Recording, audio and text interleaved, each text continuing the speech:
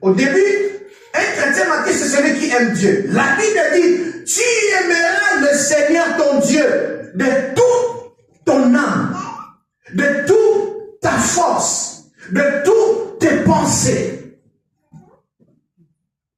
Est-ce que tu aimes Dieu? Pose-toi des questions.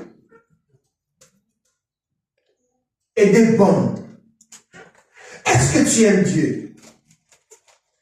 C'est de là que commence la maturité.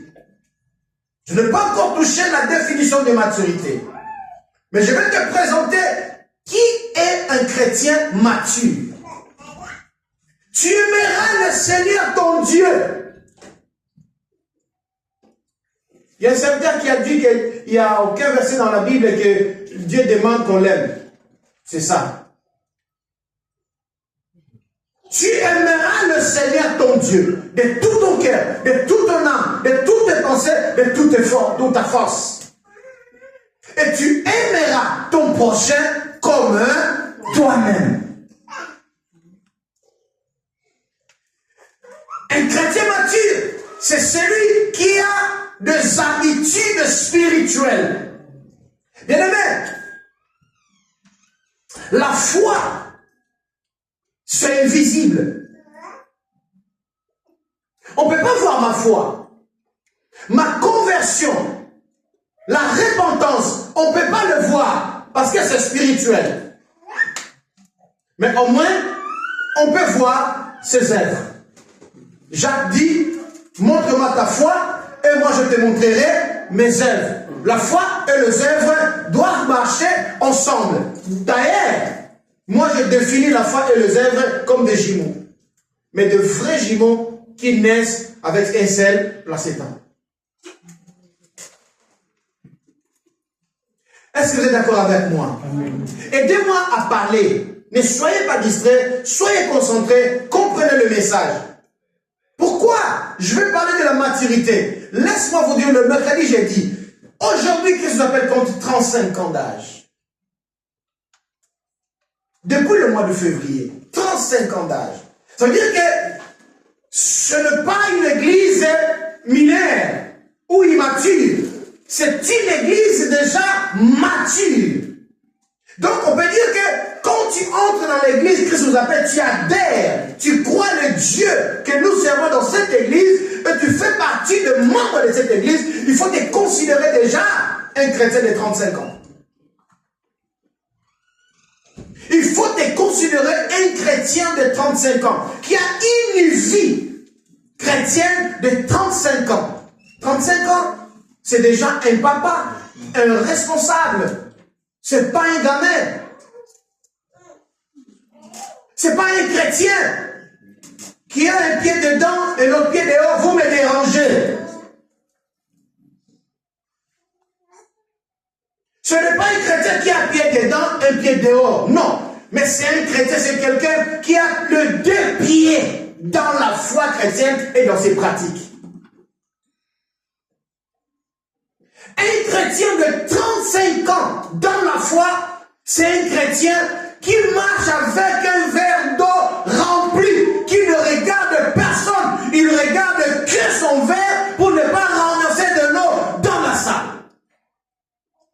Un chrétien qui vient à l'église, qui s'occupe de lui, pas de l'autre. Un chrétien qui regarde sa vie chrétienne, qui regarde sa relation avec son Dieu. C'est un chrétien qui peut dire, advienne que pourra, si Jésus revient aujourd'hui, jurer avec lui.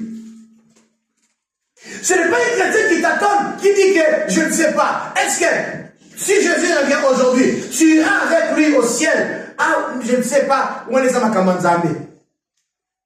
Un chrétien qui dit ça, c'est comme un enfant qui part à l'école, que son père paye une école privée, ou une école privée, et à la fin de l'année, si on le demande, si tu vas passer les classes, il te dit, je ne sais pas, c'est le professeur. Ça veut dire qu'il ne fait rien à l'école. Un enfant intelligent, quand il part à l'école, tu le demandes, il dira avec toute assurance que je vais passer des classes. Parce qu'il sait pourquoi il va à l'école. Alors, celui qui aime Dieu, celui qui aime les autres, c'est celui qui a des habitudes spirituelles. Les habitudes spirituelles. La méditation de la parole de Dieu. Est-ce que tu médites la parole de Dieu? La Bible dit, dans le livre de Josué, chapitre 1, verset 8, que ce livre de la loi ne s'éloigne point de ta bouche. Qu'est-ce que tu dois faire avec ce livre de la loi? Tu dois le méditer jour et nuit, matin et soir. C'est ça bien aimé dans le Seigneur. Les habitudes chrétiennes, c'est les habitudes de jeûne et de prière. Est-ce que tu prends le temps de jeûner sans le programme de l'église? Sans qu'il soit annoncé par le pasteur? Est-ce que tu le fais? Est-ce que toi-même, tu prends le temps, tu dis, aujourd'hui, je vais sortir, je vais aller annoncer, je vais aller prêcher la bonne nouvelle, sans que l'église l'annonce? Les habitudes chrétiennes. Est-ce que toi-même, tu te réveilles un bon matin, tu touches ton salaire, tu dis, ça c'est ma dîme. Ça c'est mon action de grâce. Ça c'est mon don. Ça c'est mes aumônes. Est-ce que tu le fais? Les habitudes spirituelles. Ça c'est le complément de la foi. C'est vrai que le zèbre ne te donnera pas accès au royaume des cieux. Mais si ta foi n'a pas de zèbre, c'est une foi morte. Les habitudes spirituelles. Qui est un chrétien mature? C'est celui qui vit la parole de Dieu. Un chrétien mature, c'est la personne qui a cru en Jésus-Christ et qui fonde sa vie sur la parole de Dieu. Jésus dit à Pierre, tu es Pierre, sur cette pierre, je bâtirai mon église. Ta foi doit être fondée sur la parole de Dieu. La parole de Dieu, ce n'est pas autre chose que la révélation. La parole de Dieu, c'est la révélation de Dieu. Parce que Dieu se révèle dans sa parole. Est-ce que ta vie est sur la parole de Dieu? Ta vie, tu fondes ta vie sur la parole de Dieu.